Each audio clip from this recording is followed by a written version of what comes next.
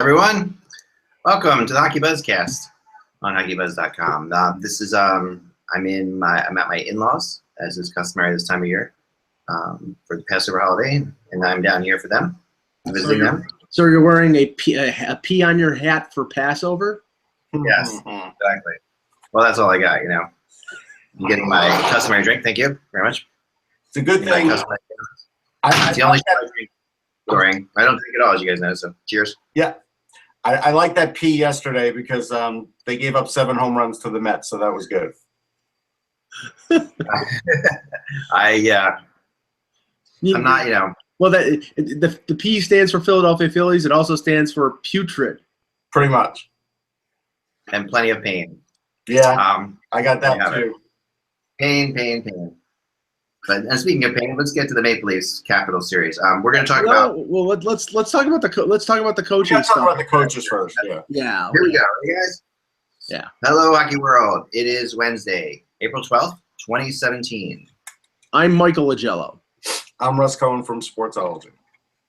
And I am Eklund. You're watching the Hockey Buzzcast on HockeyBuzz.com. Today, coming to you from the summer home of Scotty Bowman and Zdeno Chara, who won't be here yet, of course, because he's in the playoffs right now, but Longboat Key, Florida, where my in-laws live. And, I'm happy. Thanks, guys, for taking over the show the last couple of days. Thanks, Kevin and Peter, for jumping on, helping out. But I couldn't stay away for the entire vacation. It's time now to get into it. We're going to get into the picks and stuff like that in a second, but we do have some to discuss first. And as I kind of talked about last week on this very show, I had heard the rumors of Hitchcock returning to Dallas. And sure enough, and I guess it's not the case with Ken Hitchcock. When you win a Stanley Cup, seems like you always get one more shot, at some point down the line. But it wasn't even in the same. It wasn't even in the same decade. Like, it's just I'm a big Ken Hitchcock fan, as you know, but I think he had a good enough shot with St. Louis to win it to maybe show somebody, give somebody else a shot. I think somebody else should be getting a shot here. I just think I think Hitchcock is a good coach, but the problem is, what makes him so different than Lindy Ruff? I don't think that much. Well, the thing is, and it's come out, I'm not sure if the press conference is today or tomorrow, but there are indications here that it's going to be a very short-term deal. It may even be a 1 year with an option with Hitchcock. Now, that's what he was doing with St. Louis, was a 1 year, go one at a time. But I almost get the feeling, Russ, that there is going to be some sort of setup where they're going to have like an heir apparent, like in St. Louis, maybe they bring Kirk Muller in as the assistant coach and he takes over after Hitchcock is done. The indications are that he still had ties to the owner of the Stars and to the team president Jim Lites, so that was the reason why he got this opportunity. Yeah, look, I'm not against him getting opportunities, but I think he's had plenty of opportunities. And I look at the way this team's made up and I say, I don't know if this is a Hitchcock team. I have a feeling that when Hitchcock goes in there, there's going to be certain players that are not going to work out well for him. Well, here's the thing, right? I think you're right, Mike. And first of all, I think that we learned this year that the whole thing of the heir apparent and a guy on the last year of his, it didn't work in St. Louis, and people who are around the team will tell you it didn't work. It wasn't a good situation. It wasn't Hitch. Hitch is perfectly capable of handling that situation. Very military like, it's which he did. To true to his form, it was like, I'm the general, you're the cat, you're the lieutenant colonel. It's like that. It was very much put together that way, but it just in hockey, you really need a coach to be the guy, and you can't have the assistant coach. And this is what I've said so many times: the assistant coach is a very different job than a head coach in the NHL. And the assistant coach is the friendly guy. Usually, that's the way this is usually set up. So when you have the friendly guy as your heir apparent, that's a problem because the players see that as the guy that they've got to make friends with. They see that as the guy that their careers depend on, because most of these guys aren't in their last year of their career, and so they're not going to go with Hitchcock. Bad idea in general. I don't think bringing Hitchcock in is necessarily a terrible idea, although I do agree with you, Russ, that this is not a Hitchcock type team. Well, Patrick Sharp, is he going to let Patrick Sharp play for him this time?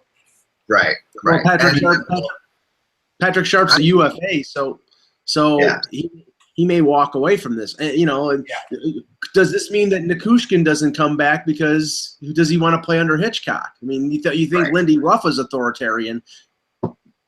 Yeah, and they're very different coaches, but they are both old school coaches. They are, and at the same time, there is no coincidence. I was told that this happened right after Doug Waite was continued, because I do believe Hitchcock wanted to go to the Island. I really think that was his first choice, and I think he was talking to the Islanders. I had heard that from way back, and so it's no surprise that when Waite signs, to an extension with the Islanders, that Hitchcock happens right after that with Dallas. I think that this was.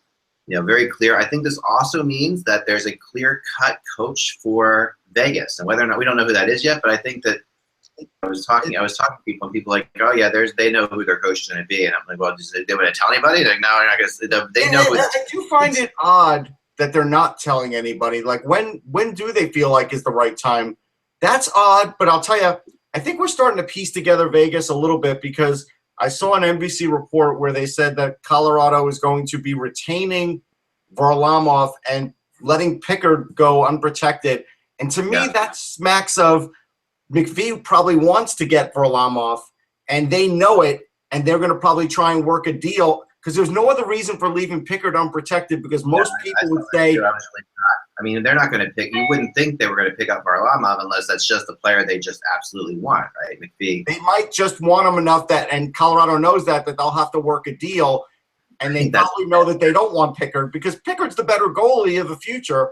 Varlamov will help you early on. There's no question. Not really, because Varlamov – see, this is the thing with Varlamov. I really like him as a goalie. I think he's a great goalie, but he showed this year, there are some goalies like Mike Smith in Phoenix, or – previous to that, a while that can play when the team necessarily doesn't play very well in front of them, or like Luongo is a good example. Like, he's a good goalie who, but Varlamov has been at his best when the team in front of him is good, not when the team in front of him isn't good. When has that been? When has that been in Colorado? Because I don't remember them having a good defense at any time that Varlamov. I think maybe for the first year or two of Varlamov. I remember they made the playoffs with Patrick Waugh. Remember Varlamov had a heck of a year. I mean, he was a star that year. He did. Yeah, I'm just saying that Colorado. I don't think Colorado has had a good defense in the last decade. That they've really, this is the organization that traded Kevin Shattenkirk. This is they've basically built their foundation of their defense right now on Eric Johnson, who's had have problems staying healthy, and Tyson Berry, who can't play defense. Other than that, their defense is great. Yeah, no, I know. People, you're right. I mean, and that's fair. I mean, I think that's totally fair. That their defense has been really shady, for a long time. They built from offense, and they built with Varlamov being a solid goalie. I mean, that was a big part of their game. So. I think I agree with you, and I think that we really are seeing when Hitchcock gets fired, when Ruff moves, when Hitchcock moves out, Ruff moves out. It's hard to say whether those guys really got fired. It was all kind of mutual in some ways, right. But when that happens, it's not hard to start drawing the conclusions that we are in an era of a new, younger coach. That is starting to happen. That is starting to occur, and you're seeing the success. With all the teams this year who changed coaches, they all made the playoffs. Every one of them, right? They changed the coach in the middle of the year. Isn't that true? No, not Doug Waite. No. Not Doug Waite. Okay, right.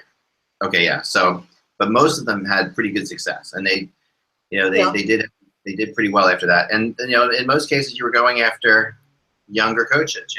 And the younger coaches came in and took it. I feel like with Vegas, I talked to somebody, and I thought Ruff would be a good choice for that. I thought Hitchcock would be a great choice for Vegas but I think the coach that Vegas has in mind is still in the NHL right now and playing in the playoffs. I think they have their eye on an assistant coach somewhere, and that's why we haven't heard anything. It's probably John Stevens, except he might get the LA job, he might not. I think it's probably Stevens. He's done now, so that's not the case. I think this guy is still actually going. No, but the thing is, Stevens hasn't been relieved, so they would still have to go through the process of asking for permission and all that. And we don't know if they've started to do that, or LA said, hold off, we might be interviewing them, because that could be a holdup. There's some good news on the front that you've been champion of, Russ, in terms of young coaches maybe getting the opportunity. I read a report today that said that the leading candidate for Florida might be Jim Montgomery, the head of the coach for University of Denver. And there is some talk about Travis Green and the Vancouver Canucks because, he's coached some of their younger players and they're a few years away from winning. So why would you go for a now coach when you can go for a coach who can coach young players in the future? I'd like to see that. I also here's the thing with Doug Weight, and I think this is where Islander fans should look at the Flyers and see what happened with them. The Flyers used Berube. Berube came in, while the team was already up and running, changed a few things. They made the playoffs, actually, and the Islanders didn't. The next season, when Berube had to start off flat-footed and start his own regime, didn't go so well.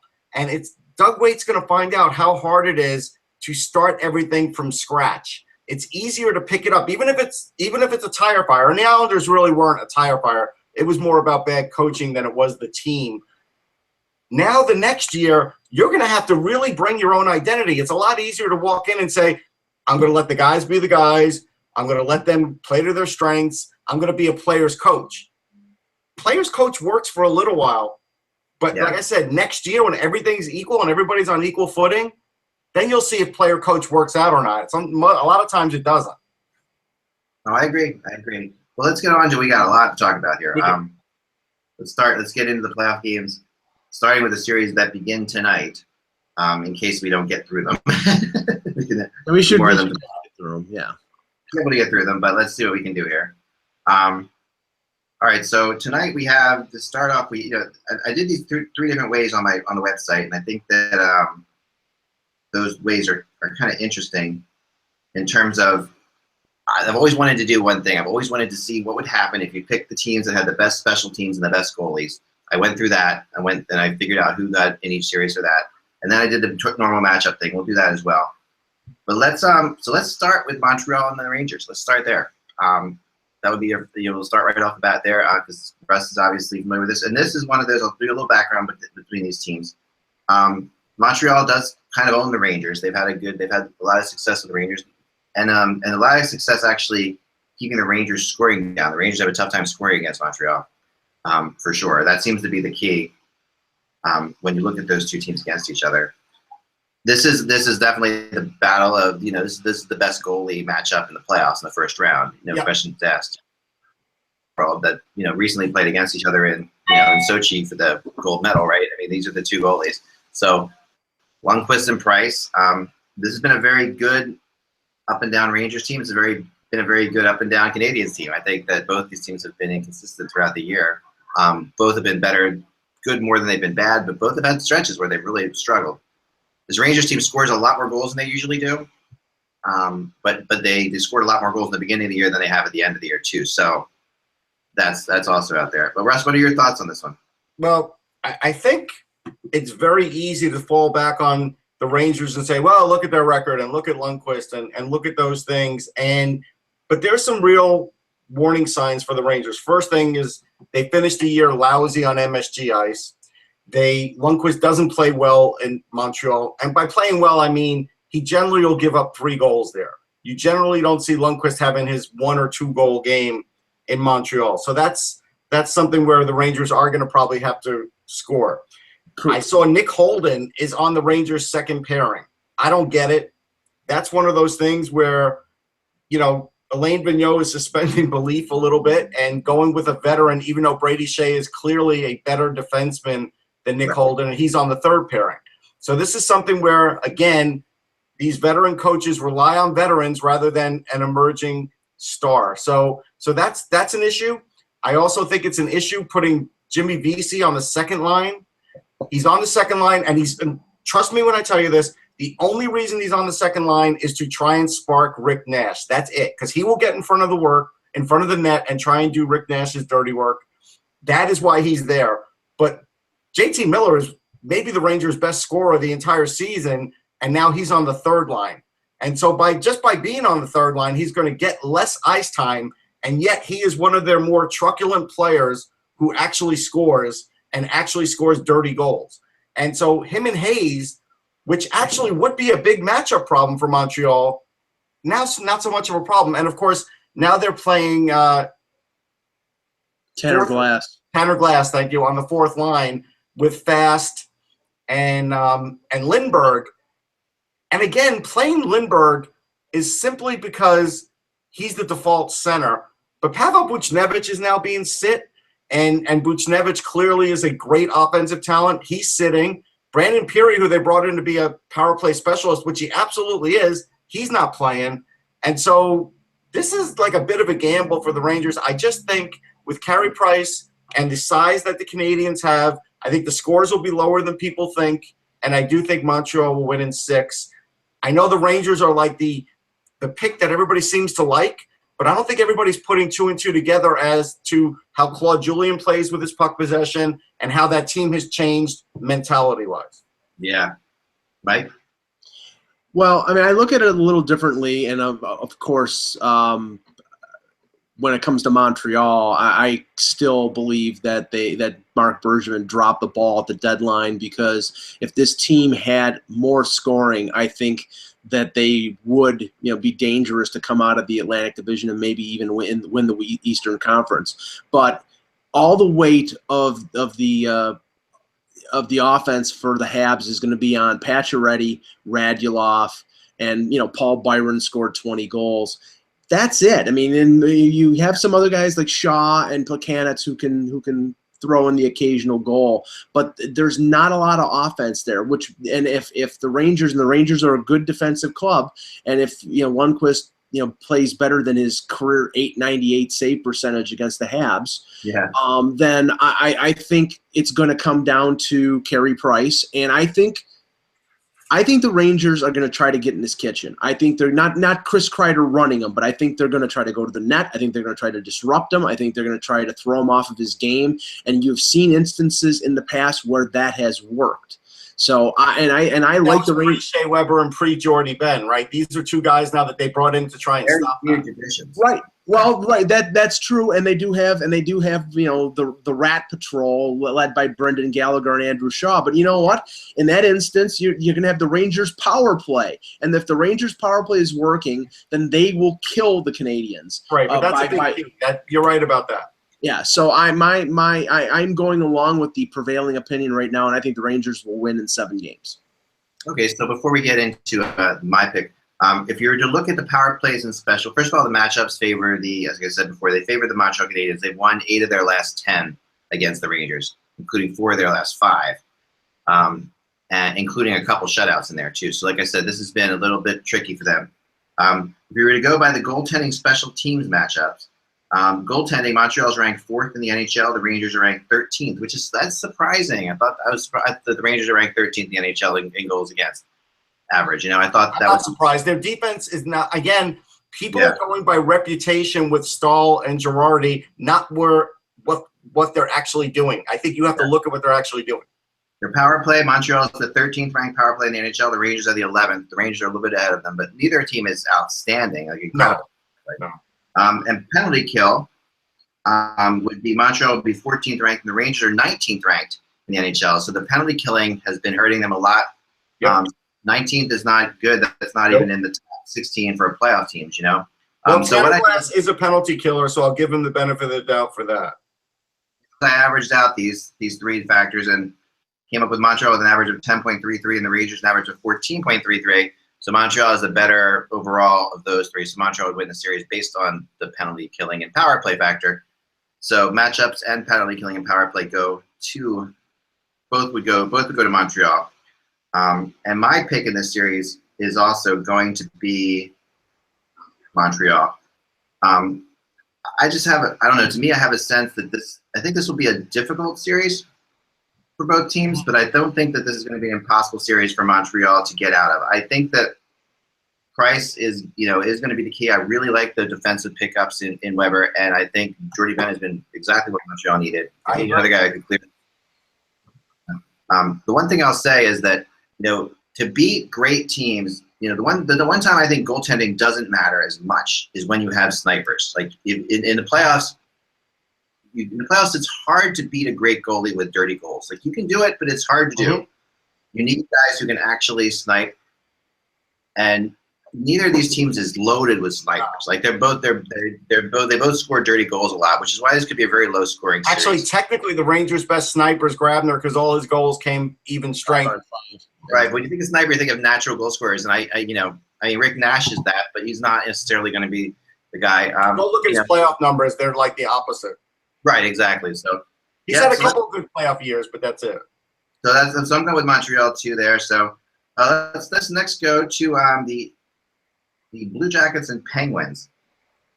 Yeah, which is another game tonight. This is a really interesting one in a lot of ways. This, a lot of people think this. I mean, these are two very good teams. Over 110 point teams, really solid. If I was just to go through the basic, matchups like I did for the last one, it's interesting. The special teams matchup in this one is I was really surprised by this. Okay, so goaltending, Columbus is 12th in the league. Pittsburgh is 4th. So the Penguins, the 4th best goaltending in the league. That's really that doesn't surprise me. But yeah. I brought this up yesterday when you weren't on the show, Ek, and basically to me the prevailing thought is, well, Matt Murray got lucky and he's still a rookie, so he doesn't deserve the same respect as other goalies. Yet the numbers tell you otherwise. Right. Power play. Columbus, the 2nd ranked power play in the NHL. Yeah. We forget the Columbus just was in the beginning of the year was awesome. I mean, just beyond awesome. Now they've slowed down a little bit. The Penguins, 17th ranked power play in the NHL. That's really surprising in and of itself too. I mean, this is a ton of talent, a ton of skill there. But that's the thing. I think you could mess around with the Pittsburgh power play and find the right one on the fly.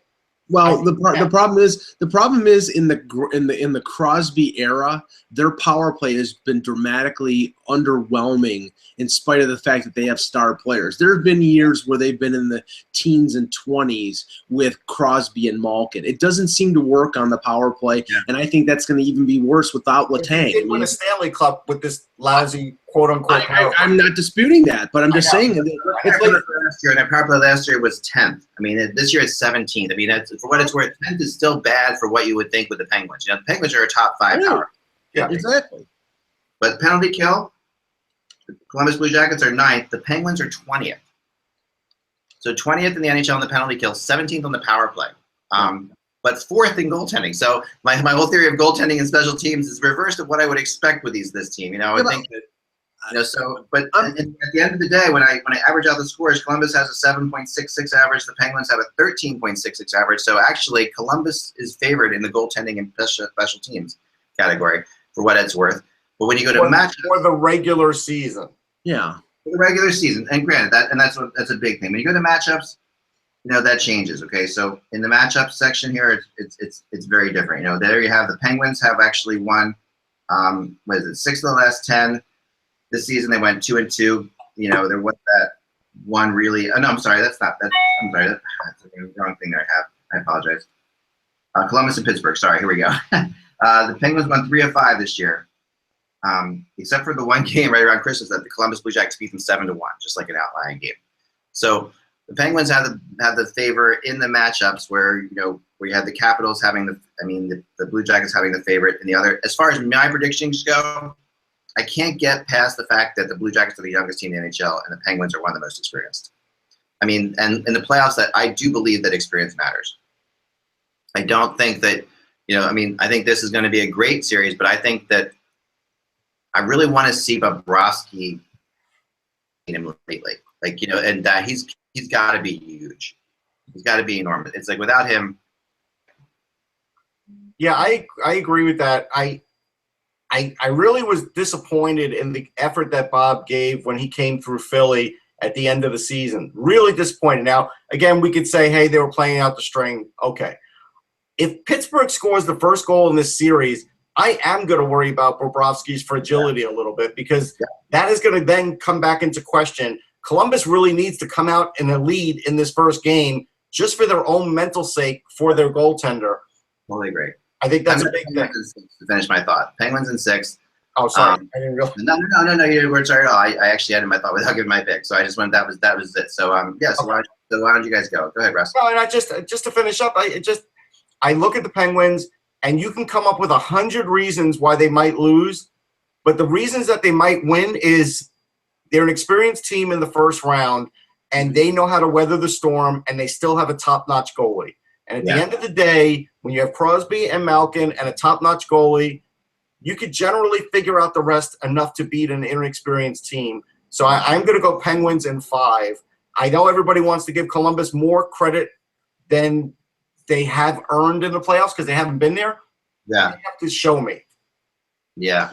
Well, I'm looking at this series a different way. First of all, the Penguins that we have in our mind's eye and the Penguins right now are not the same two teams, because the Penguins coming into the playoffs now, Malkin, Omada, Daly, Kunitz, Hagelin, all are either coming back off of long injuries or are still injured and may come back in the series.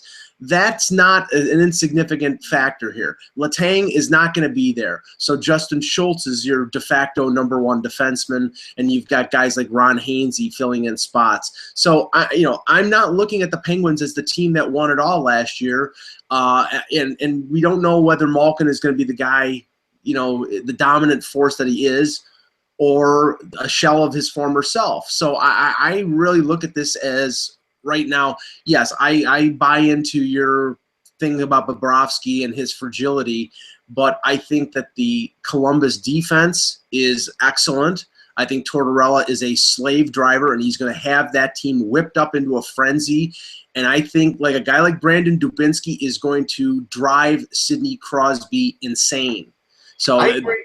And if Pittsburgh responds in kind, if you got guys like Boone Jenner and Scott Hartnell, and those guys are professional disturbers of the highest order, if they start hitting people, stirring the pot, and Pittsburgh takes penalties, the power play that you were talking about, Eck, will gut them like a fish. So I'm saying Blue Jackets in 7.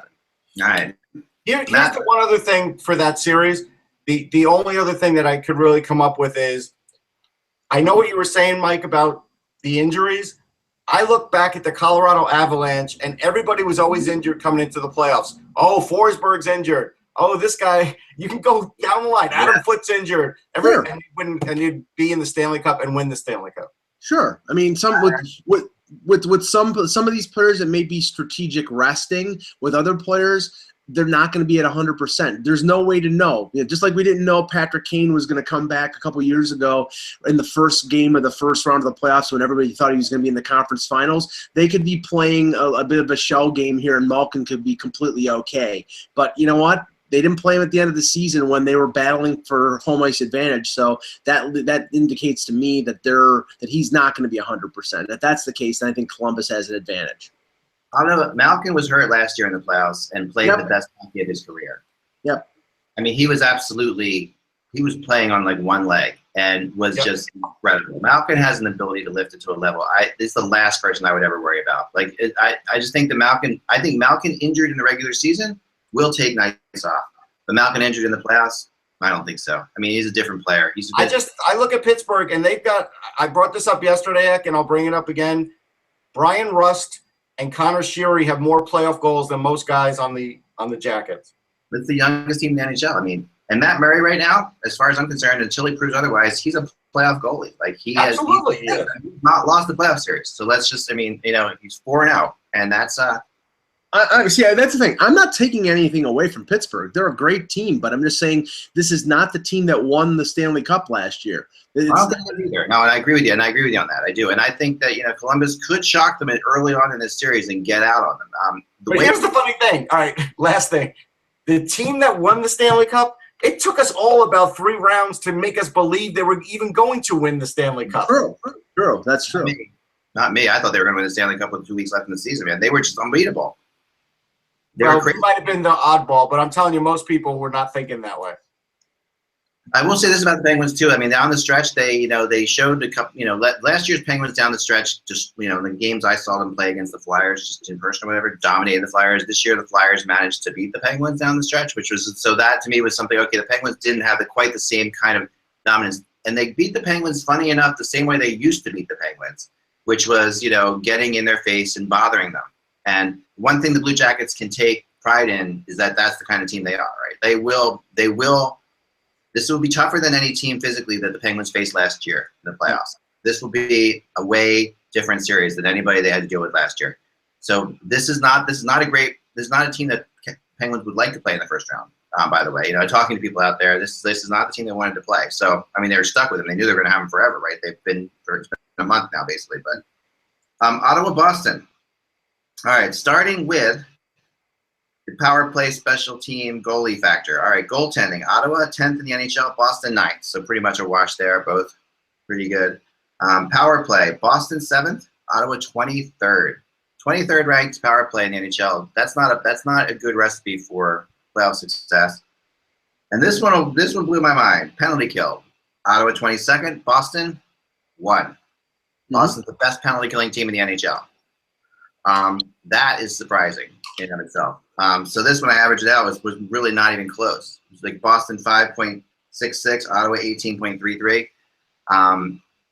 Yes, Boston's at 5.66 actually is the lowest of any team except for one. So it's the second lowest team out of all 16 teams. So as far as if we were combined power play, penalty killing, goaltending rankings, Boston has the second best combined of all 16 playoff teams.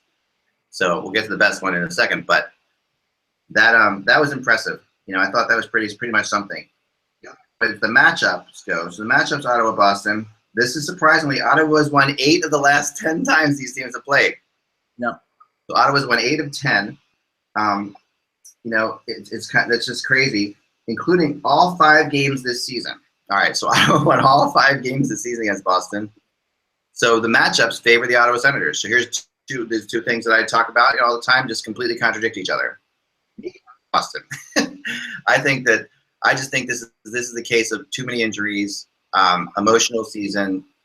I do think that, you know, this is where, to me, this is the coach of the year. The Jack Adams belongs in Ottawa. That's my opinion. And this also, this is also where he could prove that again.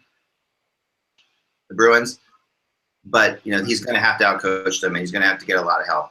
The Bruins have so much playoff experience between Rask, you know, Bergeron, Marchand. They've all been through the ringer many, many times. So to me, this is Ottawa. This is Boston's series to lose. Mike? Well, I mean, first of all, the defense cores of both teams are decimated by injuries. Brandon Carlo is out with a concussion. His status is up in the air. Torrey Krug is probably not going to play in the series after having a leg injury.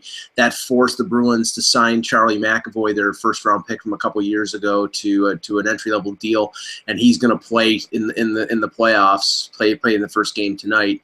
Ottawa, you know, Carlson will play. It's a question of how much, you know, if he's close to 100%. He's going to play no matter what, but we don't know how debilitated he is by this foot injury. Cody Ceci is going to be at less than 100%. Mathot, they say, is going to try, but I think it's a smokescreen. I mean, he had his finger mangled by Crosby, so I don't know how.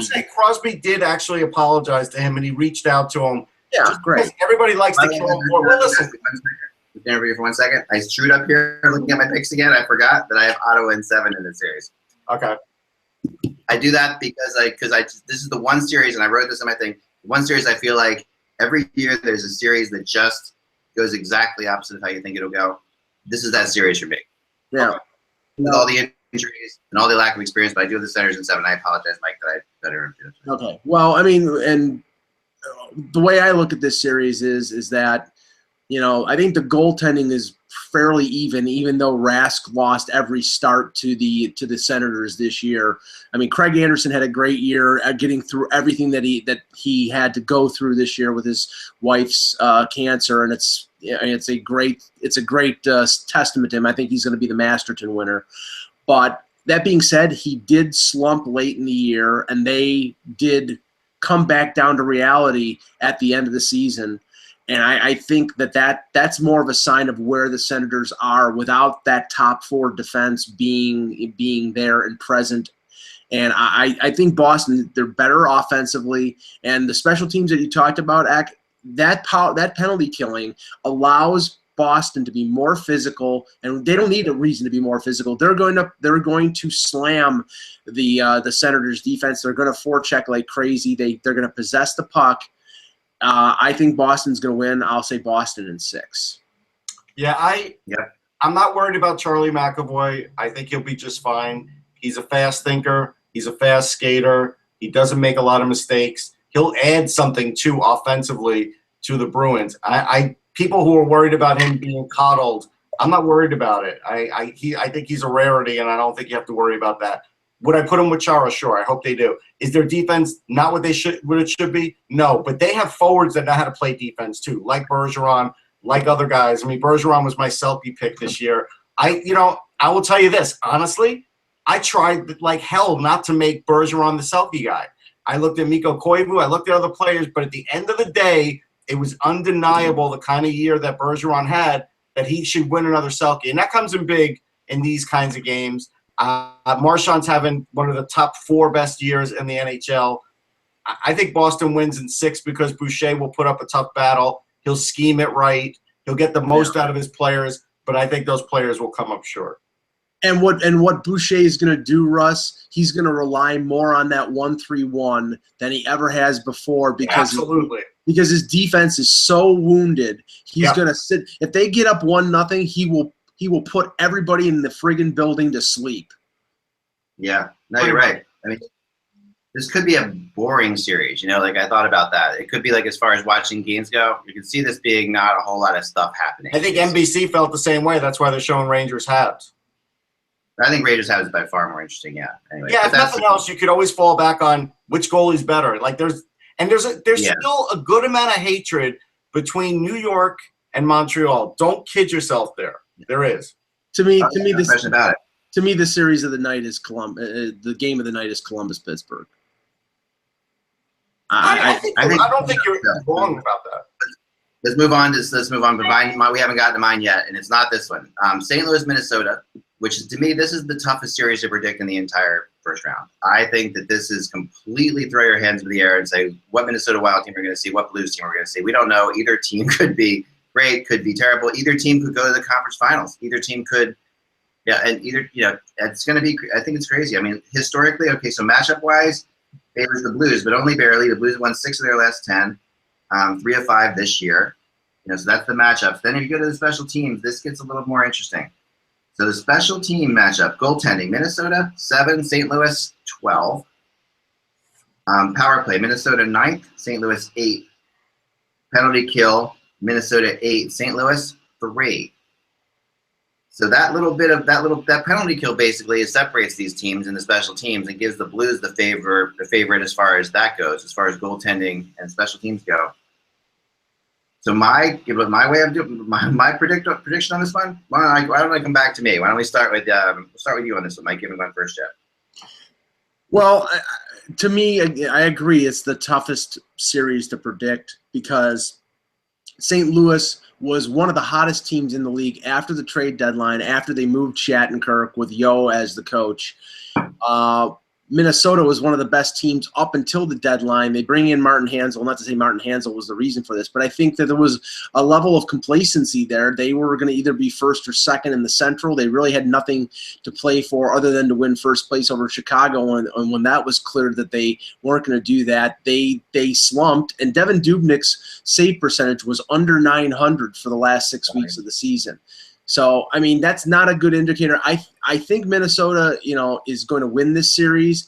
I don't think it's going to be easy because St. Louis seems to have recovered from losing Shattenkirk and are playing fairly well.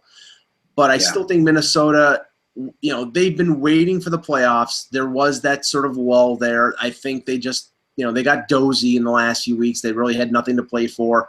Everybody's healthy. What they need is Dubnyk to be the Dubnyk of early in the season. And if he is that, I think they'll win. For Bruce Boudreau's sake, I'm not going to pick them in 7 because I know that's so I'm picking the Wild in 6. That's funny. I'm going to go against it because every once in a while you do have to face your demons and beat them. Yeah. And I think Minnesota in 7 makes sense to me because I think these teams match up well in a lot of ways defensively. In net, you should have an edge in Minnesota, but maybe you don't now because of the little bit of the tail off, like Mike pointed out. I like Eriksson Ek a lot, and I think he's helped Zach Parise sort of get back on track. I think that's huge. Granlund's had an amazing year. Minnesota has a lot more skill than they've had in a lot of years going into these playoffs. Zucker's got a knack for clutch goals. I like the Blues. Tarasenko doesn't seem to be as big of a force for me, though, this year as he was last year, and that's a little bit of a worry. Bouwmeester's a year older. You know, and it's not to say Ryan Suter's not a year older, too, but it seems like Jay Bouwmeester is just not the same, Eck. I mean, I don't know. Is it me, or is he just, you know, he does give you the minutes, but he's sort of like not a factor like he used to be. I mean, that's just – I don't seem to have that extra little jump. Like, he used to be much better at keeping the puck in the zone. Yeah. You know, he used to use his reach a lot better. I feel like he doesn't quite have that same extra little bit of effort, you know, that you need. He's still obviously skilled and talented, but I agree. They're gonna miss Shattenkirk on the power play. Like they're gonna power play in this series. I mean, there's no question about that. They're gonna miss that, and I think that could be an edge too. So I'm going Wild in 7. But Pietrangelo has picked up the pace in terms of his offensive game since Shattenkirk left. I think it was 15 points in 17 games. So we'll see if he can do that in the playoffs, though. Yeah. I mean, he's going to have to play 30 minutes a night if he's going to play power play and do that and be the 5-on-5. The Ryan McDonough territory, where McDonough ends up playing the penalty kill, the power play, and top pairing minutes, and then at the end of the night you look and it's 29 to 32 minutes. Yep.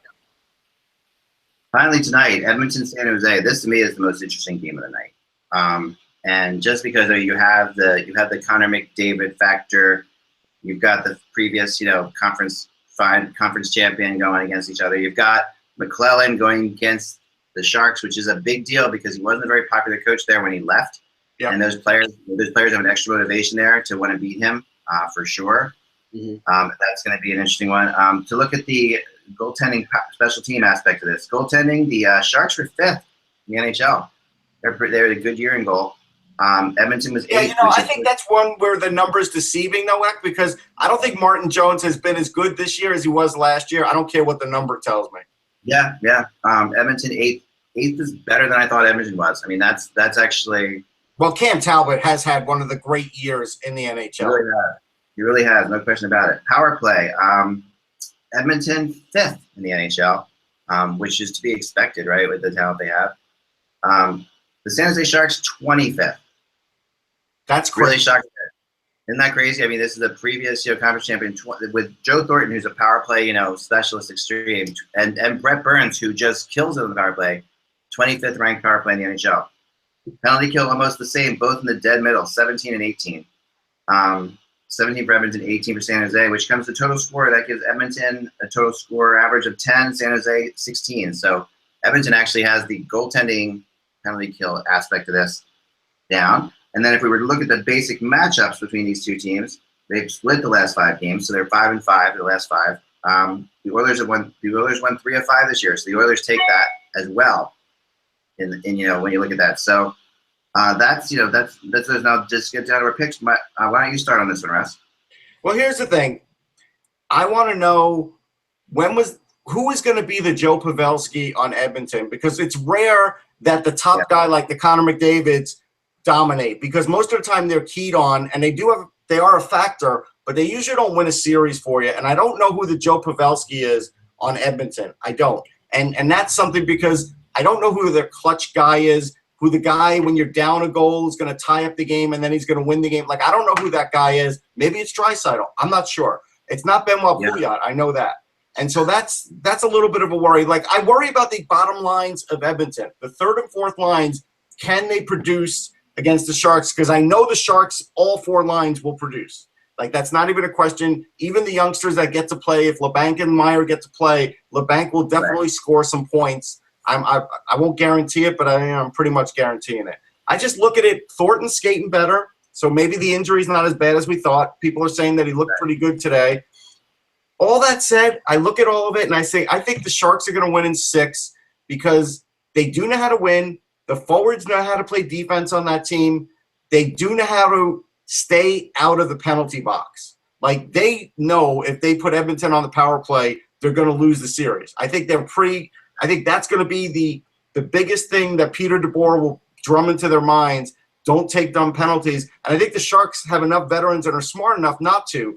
And I think DeBoer will outthink McClellan. I think he is the better coach, the better tactician. And so I'm going to go San Jose in 6. Okay, Mike? Well, from the Edmonton perspective, I'm more worried about the second line than the third and fourth line because, Russ, if they don't get production out of Lucic, Nugent Hopkins, and Eberle, they're dead. Absolutely. I mean, secondary scoring is everything for Edmonton. We know the Sharks will get it. Now, I mean, Talbot played 73 games. I'm sure on adrenaline alone, he's going to get through the first round. So the fatigue factor, I don't think, is really there. But I mean, I really question Edmonton using him that much. They had to with. It could be a mistake. It could be a mistake, but I think it'll only hurt them if they go deeper in the playoffs and not in the first round. Their defense has played better than has exceeded expectations. The thing I think, we know that the Dr. Heimlich was waiting for the San Jose Sharks for years and years. Last year they finally got to the final and played. I thought they played well, even though they lost to Pittsburgh. Pittsburgh was just a deeper, faster, more talented team. But the injury to Couture, he's going to probably play. The cat and mouse is going on right now with Joe Thornton. Well, he's an hour-to-hour decision, not a day-to-day decision. He's playing. Come on, they're not going to go through to this and not play him. So, I think what the key to this series is, that DeBoer is going to try to match up Marc-Edouard Vlasic against McDavid. And I think one of the things that is going to be the key is they're going to wrap McDavid in the mouth and see how he responds. They're going to try to get physical with him. They're going to try to hit him. You're going to get the response from Edmonton where Lucic and Maroon will try to respond back. It could get ugly for a little while, but that's what San Jose does. They know if they leave him alone and don't touch him and let him fly like he normally does, he will kill them. So what they're going to have to do is they're going to have to be physical with him and see how he responds. And if he doesn't respond positively, then I think the Sharks will win the series. So I picked the Sharks in 7. I'm with you with Sharks in 7, basically for all the reasons you said. And again, go back to experience here. This is the team has to go to the playoffs once you sort of get used to things, and this might be Edmonton's, getting used to the playoffs, and they're going to face a tough team in San Jose that has been through this plenty of times. I mean, those players they've gone through it. They've lost in the playoffs when they should have won. They've won. They've done everything they can do. So this is all, and Edmonton really needs to win one of the first 2 games in this series, to make sure. I mean, I know that they've got the home ice, and it sounds obvious that they're going to win. But if they lose a game at home, then this could end quicker than 7. I think they would have been better off if they had lost the home ice, if they had put the pressure on San Jose with them in their new building. I think you're right about that. Yeah, being the young team, all the pressure is going to be on them. This is, remember, they haven't played in the playoffs in 11 years. So all the pressure is going to be on them. And if they stumble in game 1, then, they're going to be nervous. They're going to be a nervous team. They're going to be nervous. All right, so let's move on to the other 2 games in the West before we get back to the final game in the East. I think we could pull this off. Yep, let's try it. All right, so Anaheim, Calgary. This is the next one in the West. This is a funny one. Okay, so let's do goaltending, special teams. Goaltending, Calgary 14th in the NHL, so right in the middle. Anaheim 3rd. Anaheim's goaltending has been outstanding this year. It's going to make them very tough to beat, right? Power play, Calgary 10th, Anaheim 17th. So Anaheim's power play not good. Penalty kill, Anaheim 4th, Calgary 12th. So this comes out to Anaheim an average of 8, Calgary an average of 11.3. So Anaheim gets the edge there. And then matchups, I don't have to tell you who gets the matchup in this one. No, that Anaheim just has won 9 of the last 10 against Calgary, and Calgary hasn't won in Anaheim since 2006. 2006. Since what's his name? What was his name? That kid was playing goal for the Mighty Ducks back when, the actual Mighty Ducks goalie that they tied to the post. I'm not a Mighty Ducks guy, so I totally hate that movie and the franchise and everything it stands for and the logo and everything else. All right, so but I like him better than Estevez. Why can't I remember? Goldberg. Oh, Goldberg. Okay. All right. I thought he was a wrestler. So here's my pick on this one: Calgary in 7. And this is my. I'm sorry. Absolutely contrary to what you'd expect, right? No questions about it. No, we would expect you to pick Calgary. Yes, of course. I just think that at some point when everything goes this way for such a long time, I can't see it. So Calgary in 7. Russ? I'm a little worried about Anaheim's goaltending. If they really think Jonathan Bernier is their playoff goalie, that does worry me.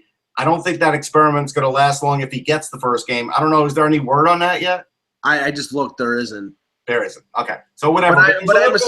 I'm assuming it's going to be Bernier because he went heavily with Bernier at the end of the season, and Bernier played great. So I think they're going to go with Bernier to start. Okay. And so he's relying on old things there. But you know what?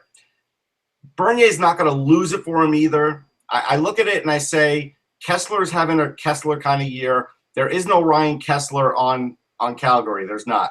You do have to keep up with the pace of the Calgary team, but I think Anaheim's defense can do that. They have one of the better defense corps in the league. I think, look, Ryan Getzlaf is a shell of himself. He's more like Trevor Linden than he is like Ryan Getzlaf these days. Like just a guy who's a great leader that, plays good defensively and hits people in the mouth now because he doesn't score. He just doesn't score anymore. And he was really good scoring down the stretch. He was really good scoring down the stretch. He was like over a point a game. Tell me what good scoring is. All right, not Ryan Getzlaf numbers. I'll look it up. Continue. You can continue. I think from what I remember, we talked about it on this very show, and it was like something like 17 points in 11 games or something like that. Okay. But he was down the stretch. He was really, really good. Maybe he got hot, but that was still a horrible season. I totally agree with that. I still think Ricard Raquel will get more points than Ryan Getzlaf in this series. Yeah. End of the day, I'm going to pick Anaheim in 7 because I think the goaltending will hurt them more than it helps them, but I think they'll get past it based on the fact that they have all this experience. Not that Calgary doesn't. They have some experienced guys, but I think their defense will actually win it for them. So, I mean, we'll see. In the playoffs, Getzlaf has been a tremendous player. Yeah. But, he ended up with 73 points this year. So that clearly down the stretch it helped him. But 15 goals, that's what I look at. 15 goals for Ryan Getzlaf sucks. Getzlaf was not good, but whether or not he can continue to be hot. They need him to score goals. He had a million assists. He did. Yeah, but see, this is the thing. And I think what happened in San Jose in the last couple of years is what's happening in Anaheim right now. Everybody looks at Thornton and Marleau as the team, as the leaders of that team, and as the guys who have to step up. But last year it was Pavelski and Couture. In Anaheim, it's now Silverberg, it's Raquel, it's the younger guys who are carrying the load. And, Getzlaf and Perry, to an extent, are now very well-paid support players. So I think they're obviously they're the deeper team. They're the more experienced team. They've got guys like Cogliano and Vermette as depth forwards. Their defense, even without Cam Fowler, and we don't know how long he'll be out, but he could conceivably be back before the end of the first round, is as good or better than Calgary's. But Shea Theodore is a hell of a fill-in. Montour will play. Yeah, the depth there is unbelievable. And I'm sorry, I know that there are questions with Anaheim's goaltending. Me seeing Bernier in Toronto gives me pause on that, but that's nothing as compared to the question marks with Calgary's goaltending because Brian Elliott is not a good goaltender. He's an okay goaltender, but he's not a good goaltender, and I don't think he's going to carry them very far. My prediction is the Ducks in 5. There you go, Ducks in 5. All right. Okay. Chicago and Nashville. I'm advertising this shirt, by the way. Okay. It's for a charity. Very nice. Chicago and Nashville. You can't beat this series, in my opinion. We talked about it a little bit the other day when I was on with you guys. I'm sure you guys talked about it a lot more than when I wasn't there. Just going off the power play special teams for a second. Chicago power goaltending 11th. Nashville's goaltending 15th. Neither are really that outstanding in goaltending. Kind of surprising because both of them are usually pretty high in those categories. Power play. Nashville 16th. Chicago 19th. I was shocked by that. I mean, again, this is another team that has crazy talent. Chicago 19th on the power play in the NHL. That's nuts. Penalty kill. Nashville 25th. Nashville 15th. Okay, Chicago 24th. The Hawks were nothing to me with Chicago. I'll be honest. Yeah, I know. I agree with you. And I'm with you on that. Because this Chicago knows the playoffs. They have another level, and that's the end. I do agree with that. But that's. Now, and the Hawks have won 7. But it is interesting. I would never have guessed that. I will tell you that. Yeah. And the Hawks have won 7 of the last 10 against the Predators as well. So they have tended to own the Predators. Mike, what you want to start with your pick or rest? I'll go first. I mean, I think PK Subban definitely needs to step up.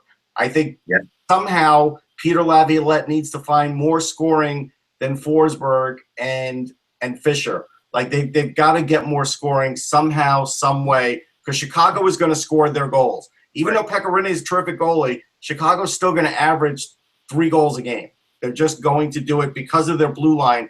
Brian Campbell was the best pickup of the year for almost any team that they could get because he knows their system. He knows those guys. He played there before. He can still play the power play. He can still bring the puck up the ice. It was a huge pickup for them. Their top line will be fine. I hear Anisimov will definitely be playing. I don't know when, but I think he's playing game 1. If that's the case, that gives them the size down the middle that they need. This is a tough series for Nashville. It really is. Taves, Kane, Panarin. I'm picking Chicago in 5. I just think Nashville is going to have their hands full and then some. Well, to your point about Nashville having to find more offense, the way they did that during the season is they sent their forwards forward. They flew out of the zone, right? And guys like Yossi and Subban either hit them on the fly or carried it into the zone on the fly. And you cannot do that against the Hawks. They're not going to be able to. Right, and then when we talked to Pete Weber, he was like, well, he was basically saying that the Predators can't play the way they did during the regular season, willy-nilly, wide open offensively, because Jonathan Taves will take out their heart and show it to them. And right. I think that's what's going to happen. I mean, Pekka Rinne is not Pekka Rinne of a few years ago. He's, I think, now in his later years, an average goaltender at best.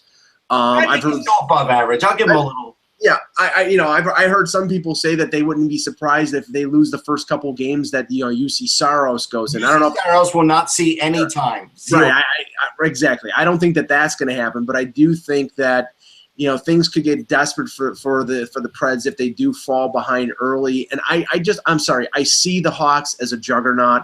I don't care about the numbers. I see Kane, I see Taves, and I see Stanley Cup rings. So they're going to win. It's just a question of how long. They're going to win in 6. I disagree on the Saros thing. I think Saros could see time in the series because Laviolette loves to switch his goalies around. And he switches out UC Saros for Pekka Rinne, and they don't win the series, he will be leaving himself open to the worst kind of scrutiny, though. Like, he will. Well, it just depends how bad. But the scrutiny. I mean, this is Nashville. I mean, it depends what how bad Rinne is. Like, I think if the games are close, it's not going to be a matter. But if he wants to change momentum, even if he doesn't feel like his team, it's Renne's fault. Laviolette is not above changing the momentum. No, listen, I'm aware of Pierre Laviolette. I just hesitate in thinking that that's going to be an answer. Yeah, I don't think it's an answer. Don't get me wrong there. I definitely don't think it's an answer. I'm going with the Chicago Blackhawks in 6 in this series as well. Like, I think that this is the Hawks series to lose, and this is the Hawks conference to lose in my mind. Like, they are out and away the best team in the West, and this will be really someone's going to have to knock them out. It's going to be very difficult. Yep. To knock them out. I mean, it really does I mean, Anaheim's the only team with a shot, I think, and they could do it, but it's going to still be tough. And they're going to have to get great goaltending to do that. Finally, we come to Washington, Toronto, the much publicized series here. Maple Leafs back in the playoffs for the first time. Capitals desperately trying not to mess up again and trying to get somewhere in the playoffs for the first time in a long time. All roads seem to be perfectly painted for them to do so.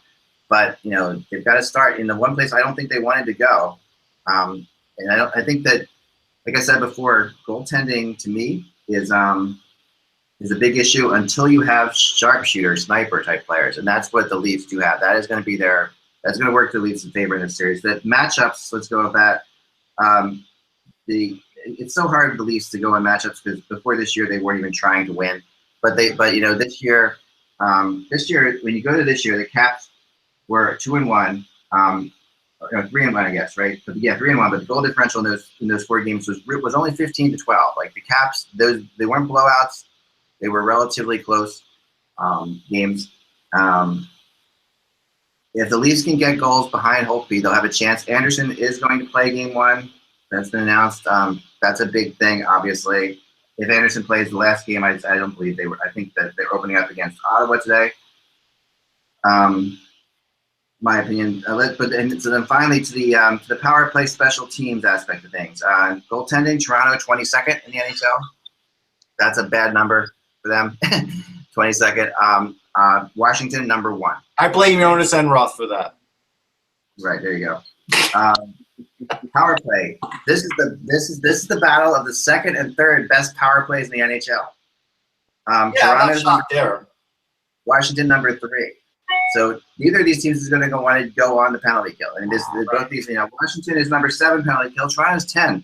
I mean, Toronto, these are good numbers for the Leafs overall. With the exception of the 22 goaltending, they would really be. The Washington has the lowest total score. Like I said before, Boston the second. Washington has the lowest at 3.66 average for those 3 stats. That's really, really good. Toronto's 11.33 for those 3 stats, which isn't terrible. And actually would be among the best in the Western Conference. But at the end of the day, I think that this is going to be a long series. And there's one thing I will say. I think the Capitals are going to win the series. I'm not going that far. But I will say this. I think it's going 7 games. And I think that whenever I heard somebody go on the radio today and say, well, all these series are really ridiculously close, except for, of course, Washington, Toronto.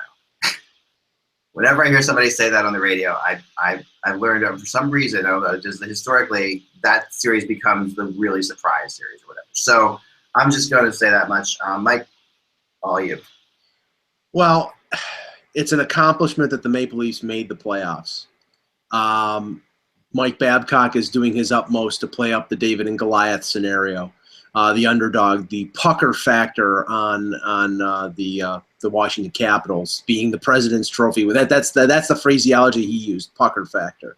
But wouldn't Barry Trotz be the Davy of the coaches, because Babcock is the Goliath? Well, but we're talking about the teams, not the coaches, and the coaches, not the coaches' salaries, but the actual.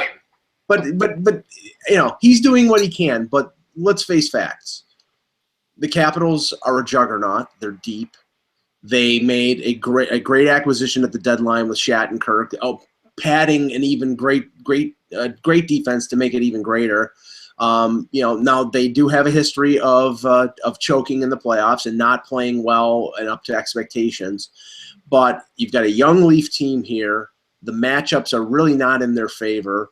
Their defense is injured. Roman Polak will play, but probably play at 50%. And Roman Polak at 50% is probably like me at 110.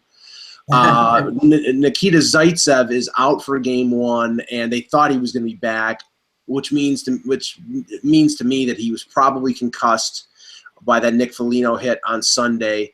And if he's missing game 1, they're hopeful they get him back for game 2. But I think what Babcock realizes is that Washington is going to try to lay a hurt on the Leafs in the opening of this series. You got a bunch of young players. He's going to have guys like Ovechkin, guys like Tom Wilson step up the physicality, run them into the boards, not run them from behind, but run them into the boards. And it's all a question of how Toronto responds. Now, their rookies responded well in the regular season, and a lot of their rookies had seasons that we thought were well beyond expectations. But this is a different game, and this is a team that has aspirations of winning the Stanley Cup. The Leafs, I think their Stanley Cup was getting to the playoffs, and maybe mentally, even though Babcock is saying we have a chance. I don't think they have much of a chance, and I'm just hopeful that there aren't players that get hurt in this series. I'm picking the Capitals in 5. I just don't see any way this is a long series. Yes. Well, here's the thing: we have Mike Babcock, who has done a tremendous job this year, just tremendous.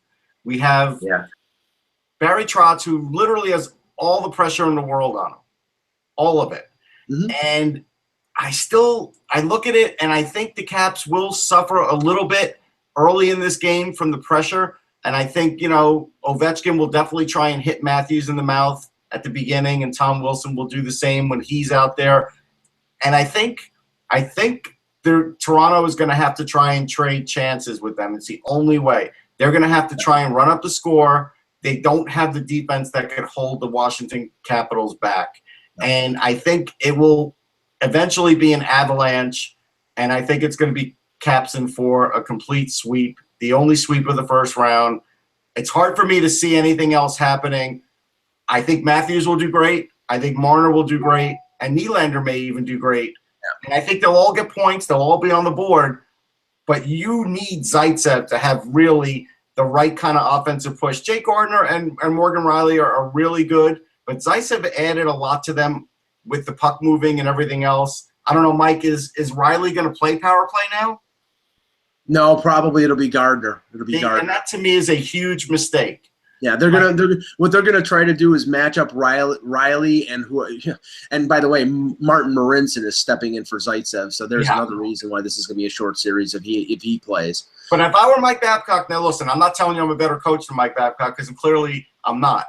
But I just don't get why this year, right now, right here, you don't put Morgan Riley at least on the second power play because he is a terrific power play guy and he could make a difference. I don't care how many minutes I'm playing Morgan Riley in these games, to be honest. He's young enough, but clearly he's going to play him the way he's been playing him. He might be on the second power play if Zaitsev is out long term because they really, if it's not him, it's Connor Carrick. So right. It'll probably be right. But the Riley is the matchup defenseman. He's the guy who plays 5-on-5. He will probably see Backstrom and Ovechkin. And the one entertaining factor of this series, watch the matchup of Babcock putting Kadri and Komarov against Backstrom and Ovechkin. That will be like it'll be like a sword, like an Errol Flynn sword fight from the 1950s. That'll be a lot of fun. I think that. I mean, here's the thing: if your strategy is right, like what you're saying, if you have you're going to have Ovechkin and Wilson, those guys go after and try to hit the young players on Toronto and knock them out. If that's the case, the Capitals are in trouble, in my opinion. Well, not knock them out, not knock them out. The whole game, man, just to start it.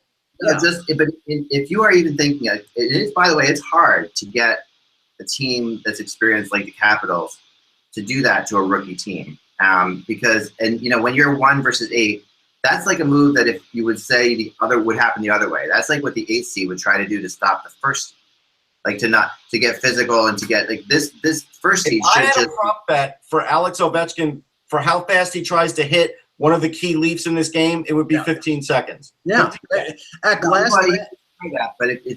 I'm the Leafs, I'm thrilled with that. You could just do that. Just get if you want to get into that game and you want to start having Kadri and Ovechkin going off for 2 minutes at a time with each other. I don't think that's going to happen. I don't think that's the game plan. I just think at the very beginning they are going to show these Leaf kids, hey, we're going to hit you in the mouth, but we're still going to beat you. But the idea is they're going to hit them first. That's all I'm saying. They're not going to hit them all game. And it's a regular season game, and it was when the string was being played out. But last Tuesday when Washington played in Toronto, the first shift, Ovechkin hits Zaitsev twice, really hard, in the boards, in his own zone. Good runs, clean, borderline, but that's what he's going to. He did the same thing to Brandon Carlo, and don't let I'm sure in the back of his mind, those are the two teams we're going to play against. So here, I'm going to take a run at one of their valuable defensemen and show them what's what, and that is what Ovechkin's going to do. Morgan Riley will probably get hit. Right, and who the hell is going to stop him? And certainly not the league, because they will never suspend that guy ever for anything he ever does. True. So he's got carte blanche to do whatever he wants. If they try to play that way, I just think that's playing right into Babcock's hands. I think Babcock, he'll love that in every which way, because that's all you need. I mean, really, it reminds me of watching the World Cup of Hockey and watching the older teams play against the younger team. One of the big things that the younger team had going for it early on is no one wanted to hit them. And it's not like when you are like an experienced 10-year plus NHL player, you don't want to go there. We know how the Stanley Cup playoffs are. It's a different animal. I know. I just think that if that's happening, anything beyond the first couple shifts of game 1, then the Leafs are in good shape. I mean, I think that's completely. I mean, they get with the offense that Capitals team has versus the defense that Leafs team has. The Caps should only be thinking about one thing. What are the Leafs going to do if they're having to play from behind 2 goals every game? That is going to. You're exactly right. I mean, that's where the Capitals can run away with it. But the issue is that Holtby, you are your best. The best way to beat Hopi is with really skilled players, and you will have a chance to. You do have some really good shooters on this team. You have some really good sharpshooters, and that will give the Maple Leafs some goals. That's what the Flyers have really good shooters on the first two lines. Their third and fourth lines are very weak, Ek. I know. If you remember, the Flyers almost took them to 7 games last year, and that was because and the only reason that they really didn't was the fact that they just had no scoring, the Flyers. In that. They didn't have Shattenkirk, though, and they had Mike Richards on the fourth line. Like, this is a better team than it was last year. I agree with that. But I think that it's just a different team, too. Like, Ovechkin's not the big scorer that he was this year either. Like, just tell me who the secondary scoring is, like, after Nylander, Marner, and Austin Matthews. Like, who's going to really step up? Is it Connor Brown? I don't know. No, JVR and Kadri. JVR and Kadri. But JVR happened in the other night. I mean, JVR has not been a good playoff performer, Ek. We know this. Except for 2010. Right. Absolutely. I agree. Well, we'll see, guys. It gets going tonight, and we hope you guys all enjoy it. This is the best time of the year. To me, the first round of the playoffs is the best 2 weeks in all of hockey. It's just like you get so many games going. You got 5 games tonight. I wish they were all starting. But at the same time, I love the fact that you get a chance to watch them tonight in their glory. This is going to be a hell of a first round. I think, honestly, one thing I have noticed about going through this predictions, I think we all basically said 6 or 7 for most of these games. Most of these series, except for a few. I really think that's going to be the reality. I don't think we're going to see a lot of short series in the first round, if any. Yeah, so, I think only 2 of them are going to be short. Anaheim and and those are possible. So, all right, remember, without the buzz, it's just hockey. We will talk to you tomorrow.